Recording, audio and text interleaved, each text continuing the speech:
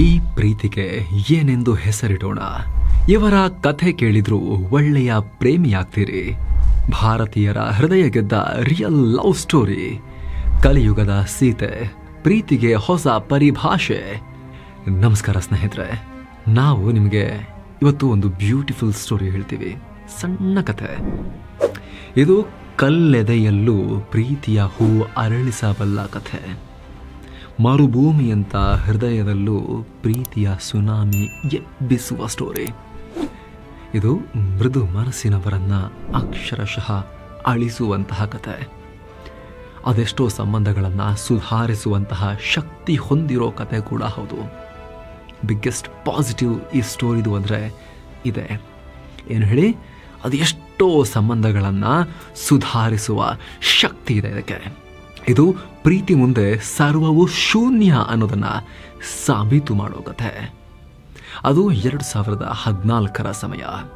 ಹಿಮಾಲಯದ ತಪ್ಪಲಲ್ಲಿ ಅಮರ ಪ್ರೇಮವೊಂದು ಪಲ್ಲವಿಸಿತ್ತು.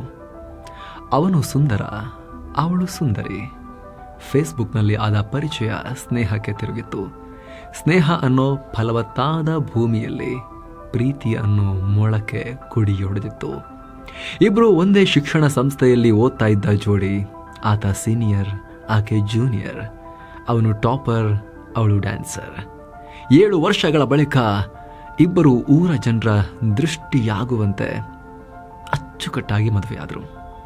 ಮದುವೆ ಬಳಿಕ ಪತಿಗೆ ಅಮೆರಿಕದಲ್ಲಿ ನೆಲೆಸಿ ಉನ್ನತ ವ್ಯಾಸಂಗ ಮಾಡೋ ಅವಕಾಶ ಬಂದ್ಬಿಡ್ತು. ಇಬ್ರು ಜೋಡಿಯಾಗಿ ಅಮೆರಿಕಕ್ಕೆ ಹಾರಿದ್ರು. ಎಲ್ಲ ಬ್ಯೂಟಿಫುಲ್, ಯಾವುದೇ ಸಮಸ್ಯೆ ಇಲ್ಲ. ಅಮೆರಿಕದಲ್ಲಿ ಆನಂದವಾಗಿ ಬದುಕ್ತಾ ಇದ್ರು ಆ ರೀತಿ ಆ ಪ್ರೇಮ ಪಕ್ಷಿಗಳು.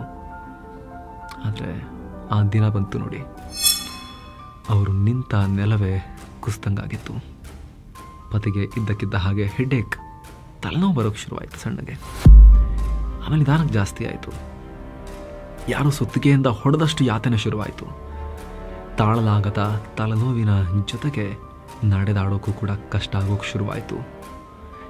ಪಾದರಸದಷ್ಟು ಚುರುಕಾಗಿದ್ದಂತಹ ಆ ಸ್ಫುರದ್ರೂಪಿ ಏಕಾಏಕಿ ಮಂಕಾಗಿ ಮೂಲೆ ಸೇರಿಬಿಟ್ಟ ಇದ್ದಕ್ಕಿದ್ದಂತೆ.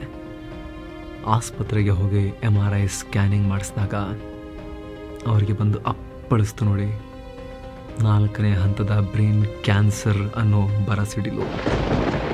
ಪತಿಗೆ ಆಗಾಗ ತಲೆನೋವಾಗಿ ಕಾಡ್ತಾ ಇದ್ದ ಕಂಟಕವೇ ಮೆದುಳಿನ ಕ್ಯಾನ್ಸರ್ ಅಂತ ವೈದ್ಯರು ಕನ್ಫರ್ಮ್ ಮಾಡಿದ್ರು. ಮುಂದೆ ಏನಾಯಿತು? ಮುಂದೆ ನಡೆದ ಒಂದೊಂದು ಘಟನೆ ಭಾರತದ ಅಂತರಂಗವನ್ನು ಕಲಕಿಬಿಟ್ಟಿವೆ. ಈ ಪ್ರೇಮ ಕಥೆಯ ಮುಂದಿನ ಭಾಗಕ್ಕೆ ಭಾರತದ 140 ಕೋಟಿ ಜನ ಸಾಕ್ಷಿಯಾದರು. ಮೆದುಳಿನ ಕ್ಯಾನ್ಸರ್ಗೆ ತುತ್ತಾಗಿ ಹಾಸಿಗೆ ಹಿಡಿದ ಪ್ರೇಮಿ, ತನ್ನ ಮನದಣ್ಣನ ಆರೈಕೆಯಲ್ಲಿ ತೊಡಗಿದ ಪ್ರೇಯಸಿ. ಈ ಇಬ್ಬರ ಅಪರೂಪದ ಪ್ರೇಮ ಕಥೆಯನ್ನು ಅದೆಷ್ಟೋ ಭಾರತೀಯರು ಅಕ್ಷರಶಃ ಜೀವಿಸಿದರು. ಇವರು ಕೂಡ ತಮ್ಮ ಬದುಕಿನ ಒಂದು ಪ್ರಮುಖ ಭಾಗವೇನೋ ಅನ್ನೋ ರೀತಿಯಲ್ಲಿ ಇವರ ಸ್ಟೋರಿಯನ್ನು ತಮ್ಮ ಸ್ಟೋರಿ ಮಾಡಿಕೊಂಡ್ರು ಭಾರತೀಯರು. ಇವರ ಜೀವನದಲ್ಲಿನ ಬೆಳವಣಿಗೆಗಳನ್ನು ಸಾಕ್ಷೀಕರಿಸಿದ್ರು, ಕಣ್ಣಾರೆ ನೋಡಿದ್ರು. ಇವರ ನೋವುಗಳನ್ನು ಭಾರತೀಯರು ಕೂಡ ಅನುಭವಿಸಿದ್ರು, ಕಣ್ಣೀರು ಹಾಕಿದ್ರು. ಅಷ್ಟೇ ಅಲ್ಲ, ಈ ಯುವತಿಯನ್ನು ಭಾರತೀಯರು ಕಲಿಯುಗದ ಸೀತೆ, ಕಲಿಯುಗದ ಸತಿ ಸಾವಿತ್ರಿ ಅಂತೆಲ್ಲ ಮನದುಂಬಿ ಹಾಡಿ ಹೊಗಳ್ತಾ ಇದ್ದಾರೆ. ಈಕೆಯ ಒಂದೊಂದು ಪೋಸ್ಟ್ಗಳನ್ನು ಕಾದು ಕೂತು ಓದ್ತಾ ಇದ್ದಾರೆ. ಯಾಕಂದರೆ ಈ ಜೋಡಿ ವಿಲಿಯಂ ಶೇಕ್ಸ್ಪಿಯರ್ ಪ್ರೀತಿಯ ಉದಾತ್ತ ಪರಿಕಲ್ಪನೆಯನ್ನು ಅಕ್ಷರಶಃ ಜೀವಿಸಿ ತೋರಿಸಿದೆ. Love is not love which alters when it finds alteration or bends with the remover to remove. Oh no, it is an ever-fixed mark that looks on tempest and is never shaken. It is the star to every wandering bark. Love alters not with its brief hours and weeks, but bears it out even to the edge of doom. William Shakespeare English ಭಾಷೆ ಕಂಡ ಶ್ರೇಷ್ಠ ಕವಿ, ನಾಟಕಕಾರ.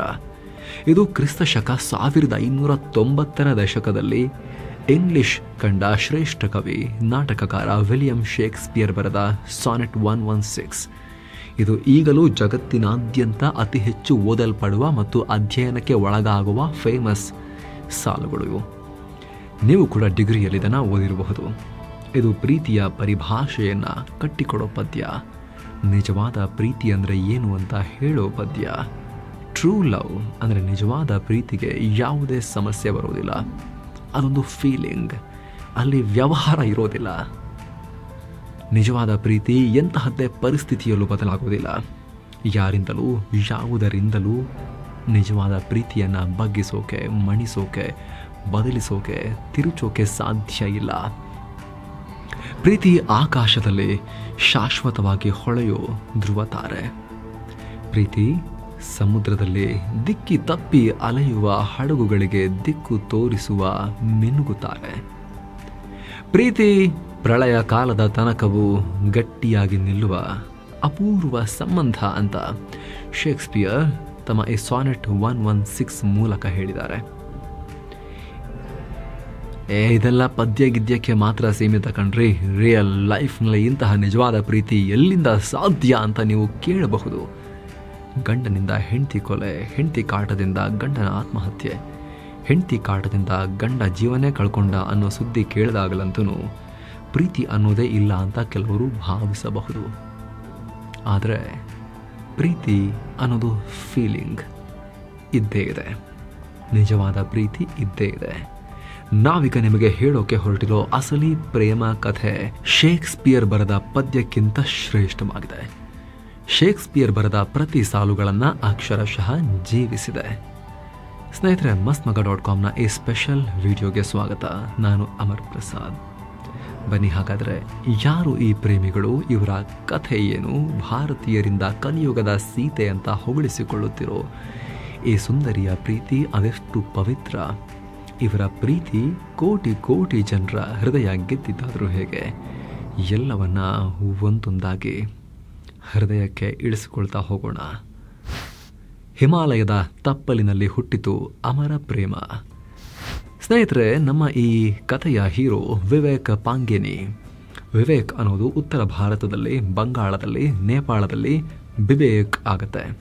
So Vivek ಪಾಂಗೇನಿ ಅಂತ ಕೂಡ ನೀವು ಕರಿಬಹುದು. ಅವರು ವಕಾರದ ಬದಲು ಬಕಾರ ಬಳಸ್ತಾರೆ. ಸೊ ನಾವಿಲ್ಲಿ ಇವ್ರನ್ನ ವಿವೇಕ್ ಪಾಂಗೇನಿ ಅಂತ ಕರಿಬೋದು. ಈ ಸ್ಟೋರಿಯ ಹೀರೋಯಿನ್ ಸೃಜನ್ ಸುಬೇದಿ. ಈ ಇಬ್ಬರು ನೇಪಾಳದ ಬರ್ದಿಯ ಹೆಸರಿನ ಚಿಕ್ಕ ಟೌನ್ನ ನಿವಾಸಿಗಳು. ಇಬ್ಬರು ಓದಿದ್ದು ಒಂದೇ ಸ್ಕೂಲ್ನಲ್ಲಿ. ಈ ಪ್ರೀತಿ ಅದೆಷ್ಟು ವಿಚಿತ್ರ ನೋಡಿ. ವರ್ಷಾನುಗಟ್ಟಲೆ ಒಂದೇ ಕಡೆ ಇದ್ದಾಗ, ಒಂದೇ ರಸ್ತೆಯಲ್ಲಿ ನಡೆದಾಡುವಾಗ, ಅದೆಷ್ಟೋ ಬಾರಿ ಮುಖ ನೋಡಿದಾಗಲೂ ಕೂಡ ಪ್ರೀತಿಯ ಭಾವನೆ ಹುಟ್ಟಿರೋದಿಲ್ಲ. ಜನ ಯಾರೋ ಅಪರಿಚಿತರನ್ನು ನೋಡಿದ ಹಾಗೆ ನೋಡಿ ಮುಂದಕ್ಕೆ ಸಾಗಿಬಿಡ್ತಾರೆ. ಎಲ್ಲರಿಗೂ ಪ್ರಥಮ ನೋಟದಲ್ಲೇ ಪ್ರೀತಿ ಹುಟ್ಟಿರೋದಿಲ್ಲ. ಆದರೆ ಅದೊಂದು ಕ್ಷಣದಲ್ಲಿ ಮಾತ್ರ, ಆ ಒಂದು ಮ್ಯಾಜಿಕಲ್ ಮೂಮೆಂಟ್ನಲ್ಲಿ ಇದ್ದಕ್ಕಿದ್ದ ಹಾಗೆ ಯಾವತ್ತೂ ಇಲ್ಲದೆ ಇರೋದು ಬಂದ್ಬಿಡುತ್ತೆ. ಭಾವನೆಗಳು ವಿಚಿತ್ರ ತಿರುವನ್ನು ಪಡ್ಕೊಂಡ್ಬಿಡ್ತವೆ. ವಿವೇಕ್ ಪಾಂಗೇನಿ ಜೀವನದಲ್ಲಿ ಇದೇ ಆಯಿತು. ಸೃಜನ್ ಸುಬೇದಿಯನ್ನು ಶಾಲಾ ಕಾಲೇಜಿನಲ್ಲಿ ನೋಡಿದಾಗ ಈತನಿಗೆ ಏನೂ ಅನಿಸಿರಲಿಲ್ಲ. ಸ್ಪೆಷಲ್ ಫೀಲಿಂಗ್ಸ್ ಏನೂ ಇರಲಿಲ್ಲ. ತನ್ನ ಜೂನಿಯರ್ ಅಷ್ಟೇ ಅಂತ ಅಂದ್ಕೊಂಡಿದ್ದ. ಆದರೆ ಫೇಸ್ಬುಕ್ನಲ್ಲಿ ಸೃಜನ್ ತನ್ನ ಫ್ರೆಂಡ್ನ ಮ್ಯೂಚುವಲ್ ಫ್ರೆಂಡ್ ಅಂತ ತಿಳಿದಾಗ ಈತನ ಗಮನ ಜಸ್ಟ್ ತಿರುಗಿತ್ತು ಅಷ್ಟೇ ಆಕೆ ಕಡೆಗೆ. ಸೃಜನ್ ಸುಬೇದಿಗೆ ಫ್ರೆಂಡ್ ರಿಕ್ವೆಸ್ಟ್ ಕಳಿಸಿದ್ದ ಅಷ್ಟೇ. ಇದೆಲ್ಲ ಆಗಿದ್ದು 2014ರಲ್ಲಿ. ಫೇಸ್ಬುಕ್ ಬಳಕೆ ಆಗಷ್ಟೇ ಪೀಕಿಗೆ ಹೋಗ್ತಾ ಇದ್ದ ಟೈಮ್ ಅದು. ಟಿಕ್ಟಾಕ್ ಕೂಡ ಶುರುವಾಗಿತ್ತು. ಈಗ ರೀಲ್ಸ್ ಅಂತಾರೆ, ಆಗ ಡಬ್ ಸ್ಮ್ಯಾಶ್, ಟಿಕ್ಟಾಕ್ ಎಲ್ಲ ಜಾಸ್ತಿ ಟ್ರೆಂಡಿಂಗ್ನಲ್ಲಿದ್ವು. ಈಗ ಇನ್ಸ್ಟಾ, ಯೂಟ್ಯೂಬ್ನಲ್ಲಿ ರೀಲ್ಸ್ ಮಾಡ್ತಾರೆ ಜನ. ಸೊ ಆಗಿನ ಕಾಲದಲ್ಲಿ ವಿವೇಕ್ ಗಣಿತದಲ್ಲಿ ತುಂಬ ಶಾರ್ಪ್ ವಿದ್ಯಾರ್ಥಿ. 100ಕ್ಕೆ 100 ಮಾರ್ಕ್ಸ್ ತೆಗೆಯೋ brilliant student, gifted student. Srujan ಗಣಿತದಲ್ಲಿ ಒಂಚೂರು ವೀಕಿಗೆ. ಹೀಗಾಗಿ ವಿವೇಕ್ ಬಗ್ಗೆ ಸೃಜನ್ಗೆ ಒಂದು ಅಟ್ರಾಕ್ಷನ್ ಇತ್ತು. ಫೇಸ್ಬುಕ್ನಲ್ಲಿ ಸೃಜನ್ಲ ಪ್ರೊಫೈಲ್ ನೋಡಿ, ಫೋಟೋ ನೋಡಿ ಆಕೆ ಕಡೆಗೆ ಆಕರ್ಷಣೆ ಶುರುವಾಗಿತ್ತು. ಫೇಸ್ಬುಕ್ನಲ್ಲಿ ಫ್ರೆಂಡ್ ರಿಕ್ವೆಸ್ಟ್ ಕಳಿಸಿ ಸೃಜನ್ ಜೊತೆಗೆ ಪ್ರೀತಿ ಕಥೆ ಶುರು ಮಾಡಿದ್ದ. ಮೆಸೇಜ್ನಲ್ಲೇ ಪ್ರಪೋಸ್ ಮಾಡಿದ್ದ. ಸೃಜನ್ ನಾಚಿ ನೀರಾಗಿದ್ಲು. ಹೀಗೆ ಶುರುವಾದ ಪ್ರೀತಿ ಹಿಮಾಲಯದ ತಪ್ಪಲು ನೇಪಾಳದಲ್ಲಿ ಚಂದವಾಗಿ, ಸ್ವಚ್ಛಂದವಾಗಿ ಅರಳಿತ್ತು. ಗಣಿತ ಮತ್ತು ಭೌತಶಾಸ್ತ್ರ, ಮ್ಯಾಥ್ಸ್ ಮತ್ತು ಫಿಸಿಕ್ಸ್ನಲ್ಲಿ ಸಿಕ್ಕಾಪಟ್ಟೆ ಇಂಟ್ರೆಸ್ಟ್ ಹೊಂದಿದ್ದ ವಿವೇಕ್ ಫಿಸಿಕ್ಸ್ನಲ್ಲಿ ಪದವಿಯನ್ನು ಪಡೆದ. ಅಮೆರಿಕದಲ್ಲಿ ಉನ್ನತ ವ್ಯಾಸಂಗ ಮಾಡೋ ಕನಸನ್ನು ಹೊತ್ತಿದ್ದ. ಸುಮಾರು 6-7 ವರ್ಷ ಪ್ರೀತಿಸಿದ ಬಳಿಕ, ಪರಸ್ಪರ ಅರ್ಥ ಮಾಡಿಕೊಂಡ ಬಳಿಕ, ಅದೆಷ್ಟೋ ಬರ್ತ್ಡೇಗಳನ್ನು ಜೊತೆಗೆ ಸಂಭ್ರಮಿಸಿದ ಬಳಿಕ ವಿವೇಕ್ ಮತ್ತು ಸೃಜನ್ ದಾಂಪತ್ಯ ಜೀವನಕ್ಕೂ ಕೂಡ ಕಾಲಿಟ್ಟಿದ್ರು. 2020 ಫೆಬ್ರವರಿ 24ನೇ ತಾರೀಕು ಕುಟುಂಬದ ಎಲ್ಲರ ಒಪ್ಪಿಗೆಯನ್ನು ಪಡೆದು ಮದುವೆಯಾಗಿದ್ದರು. Pre wedding photo, video shoot ಎಲ್ಲ ಮಾಡಿಸ್ಕೊಂಡು ಜಮ್ಮಂತ ಹಸೆಮಣೆಯನ್ನು ಸಂಭ್ರಮದಿಂದ ಏರಿದ್ರು. ಮದುವೆ ಬಳಿಕ ನೇಪಾಳದಲ್ಲಿ ಫೇಮಸ್ ಆಯಿತು ಜೋಡಿ. ಸೃಜನ್ ಸುಬೇದಿ ಹಾಡು, ಡ್ಯಾನ್ಸ್, ನಟನೆ ಗೊತ್ತಿರೋ ಪ್ರತಿಭಾವಂತೆ. ವಿವೇಕ್ಗೆ ಗಣಿತ ಮತ್ತು ಫಿಸಿಕ್ಸ್ ಮಾತ್ರ ಗೊತ್ತು. ಮದುವೆ ಬಳಿಕ ಸೃಜನ್ ಪತಿ ಜೊತೆ ರೀಲ್ಸ್ ಮಾಡೋಕ್ಕೆ ಶುರು ಮಾಡಿದ್ಲು. ಡ್ಯಾನ್ಸ್ನ ಗಂಧ ಗಾಳಿ ಗೊತ್ತಿಲ್ಲದ ಗಂಡನಿಗೆ ಡ್ಯಾನ್ಸ್ ಹೇಳಿಕೊಡೋ ಸೃಜನ್ಳ ವಿಡಿಯೋಗಳು ನೇಪಾಳದಲ್ಲಿ ವೈರಲ್ ಆದವು.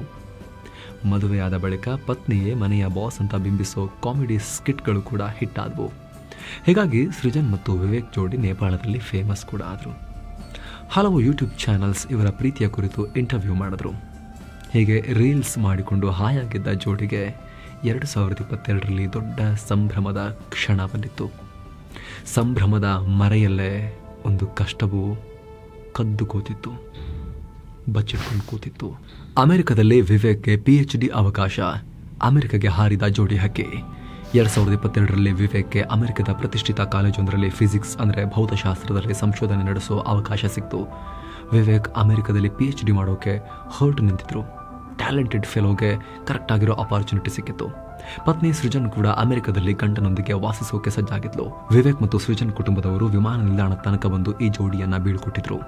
2022ರ ಆಗಸ್ಟ್ 12ನೇ ತಾರೀಕು ಈ ಜೋಡಿ ನೇಪಾಳದಿಂದ ಅಮೆರಿಕಗೆ ಪ್ರಯಾಣಿಸಿತ್ತು. ಸೃಜನ್ ತಾಯಿಯಂತೂ ನನ್ನ ಅಳಿಯ ಮತ್ತು ಮಗಳು ಇನ್ಮೇಲೆ ಅಮೆರಿಕದಲ್ಲಿ ವಾಸ ಮಾಡ್ತಾರೆ ಅಂತ ಹೆಮ್ಮೆಯಿಂದ ಪೋಸ್ಟ್ ಎಲ್ಲ ಹಾಕೊಂಡು ಸಂಭ್ರಮಿಸ್ತಾ ಇದ್ರು. ಅಮೆರಿಕದಲ್ಲಿ ಅಪಾರ್ಚುನಿಟಿ ಅಂತ.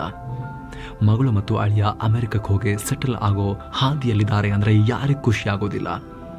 ಆದರೆ ಆ ಖುಷಿಯ ದಿನಗಳ ಬೆನ್ನಲ್ಲೇ ಆ ಕದ್ದು ಕೂತಿದ್ದ ಕಂಟಕ ಸುತ್ತಕೊಂಡು ಬರೋಕೆ ಶುರುವಾಯಿತು.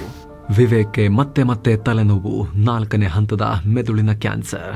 ಅಮೆರಿಕಗೆ ಹೋದ ಕೆಲ ತಿಂಗಳಲ್ಲೇ ವಿವೇಕ್ಗೆ ಮತ್ತೆ ಮತ್ತೆ ತಲೆನೋವು ಕಾಡೋಕೆ ಶುರುವಾಯಿತು. ಕೆಲ ದಿನ ಸಾಮಾನ್ಯ ನೋವಿರಬಹುದು ಅಂತ ನಿರ್ಲಕ್ಷ್ಯ ಮಾಡಿದ್ರು. ಆದರೆ ತಲೆನೋವು ಕಮ್ಮಿ ಆಗಲೇ ಇಲ್ಲ. ದಿನ ಕಳೆದಂತೆ ಪರಿಸ್ಥಿತಿ ಎಷ್ಟು ಗಂಭೀರ ಆಗೋಕೆ ಶುರುವಾಯಿತು ಅಂದರೆ ವಿವೇಕ್ಗೆ ನಡೆಯೋಕ್ಕೂ ಕೂಡ ಕಷ್ಟ ಆಗೋಕೆ ಶುರುವಾಯಿತು. ಅಷ್ಟೊಂದು ಹೆಡ್ಏಕ್. ಯಾವ ಔಷಧಿ, ಇಂಜೆಕ್ಷನ್ ಕೊಟ್ಟರು ಕೂಡ ತಲೆನೋವು ಕಮ್ಮಿ ಆಗ್ತಾನೆ ಇರಲಿಲ್ಲ. ಹೀಗಾಗಿ ವೈದ್ಯರಿಗೆ ಅನುಮಾನ ಶುರುವಾಯಿತು. ಯಾಕೋ MRI ಸ್ಕ್ಯಾನ್ ಮಾಡಿ ನೋಡೋಣ ಅಂತ ಮಾಡಿಸಿದ್ರೆ ವಿವೇಕ್ ಮತ್ತು ಸೃಜನ್ ಅವರ ಬದುಕು ಶಾಶ್ವತವಾಗಿ ಬದಲಾಗೋ ಭೀಕರ ಸಂಗತಿ ಬಂದು ಬಡಿದ ಪಡಿಸಿತ್ತು. ವಿವೇಕ್ಗೆ ಮೆದುಳಿನ ಕ್ಯಾನ್ಸರ್ ಇದೆ. ಅದು ಆಲ್ರೆಡಿ 4ನೇ ಹಂತಕ್ಕೆ ಹೋಗಿಬಿಟ್ಟಿದೆ. ವಿವೇಕ್ ಅಬ್ಬಬ್ಬ ಅಂದರೆ ಇನ್ನೊಂದು 6 ತಿಂಗಳು ಮಾತ್ರ ಬದುಕಬಹುದು ಅಂತ ವೈದ್ಯರು ಎಕ್ಸ್ಪೈರಿ ಡೇಟ್ ಕೊಟ್ಬಿಟ್ರು ಮನುಷ್ಯನಿಗೆ. ಇದೊಂದು ಸುದ್ದಿ ಕೇಳಿ ಸೃಜನ್ಗೆ ನಿಂತ ನೆಲ ಕುಸಿದು ಹೋಗಿತ್ತು.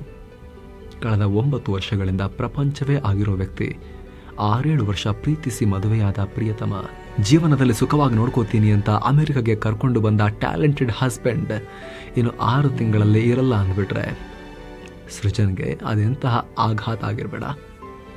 ಆಕಾಶವೇ ತಲೆ ಮೇಲೆ ಹರಿದುಕೊಂಡು ಬಿದ್ದಂಗಾಗಿತ್ತು ಅವರಿಗೆ. ಇಷ್ಟೆಲ್ಲ ಆಗಿದ್ರೆ ನಾವು ಇವತ್ತು ಈ ಪ್ರೇಮ ಕಥೆಯ ಕುರಿತು ಚರ್ಚೆ ಮಾಡುವ ಅಗತ್ಯ ಇರ್ತಾ ಇರಲಿಲ್ಲ.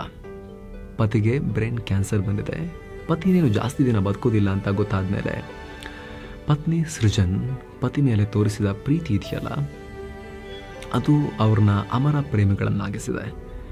ಕೆಲವರು ಗಂಡ ಹೈಟ್ ಇಲ್ಲ, ಫಿಟ್ ಇಲ್ಲ, ಸ್ಮಾರ್ಟ್ ಇಲ್ಲ, ರಿಚ್ ಇಲ್ಲ, ಸ್ಟೈಲಿಶ್ ಇಲ್ಲ, ಟ್ಯಾಲೆಂಟೆಡ್ ಇಲ್ಲ, ಹೀಗೆ ನಾನಾ ಕಥೆಗಳನ್ನು ಹೇಳ್ತಾರೆ.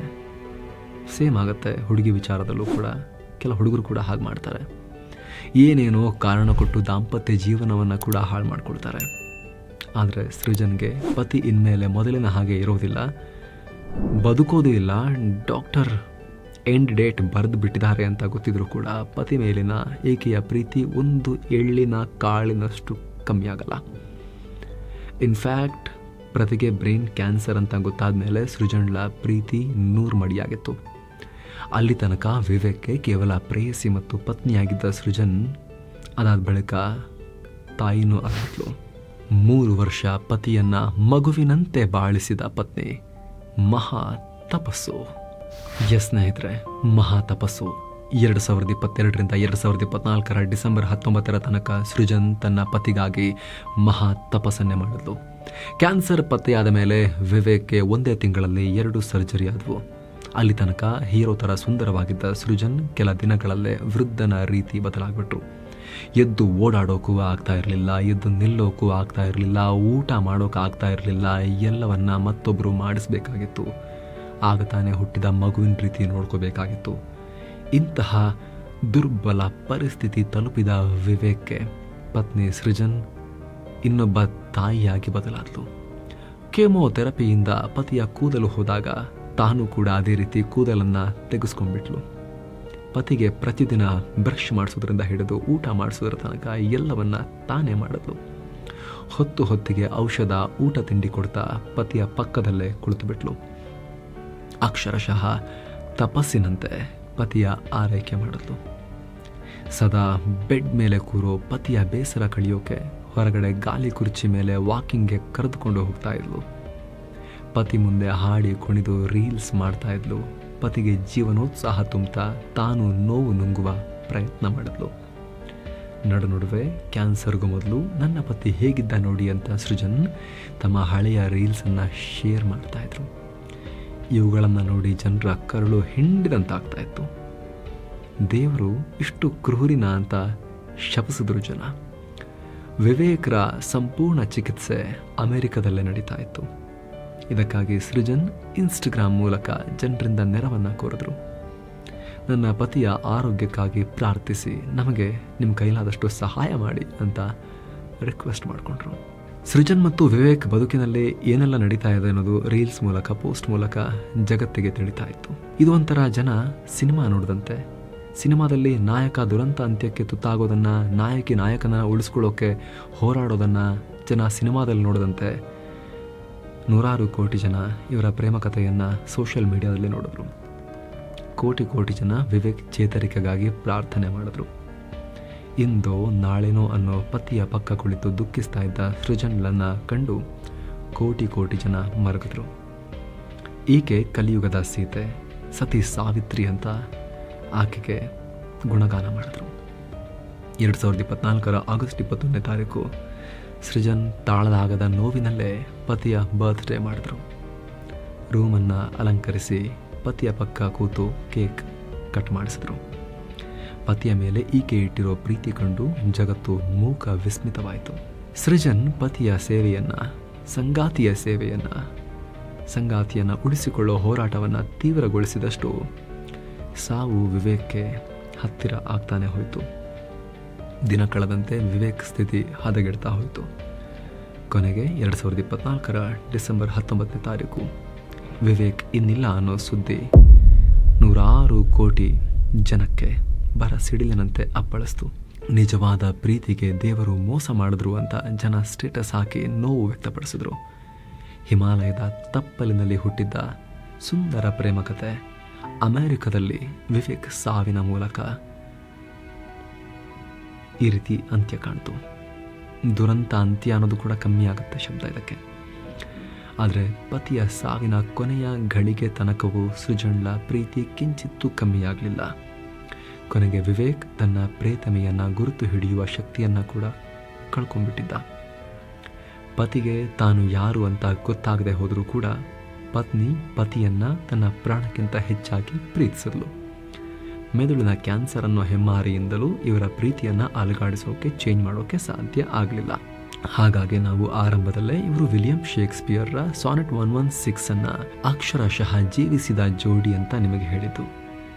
ಈಗಲೂ ಸೃಜನ್ ಅಗಲಿದ ತನ್ನ ಪತಿಯ ನೆನಪಲ್ಲೇ ಇದ್ದಾರೆ.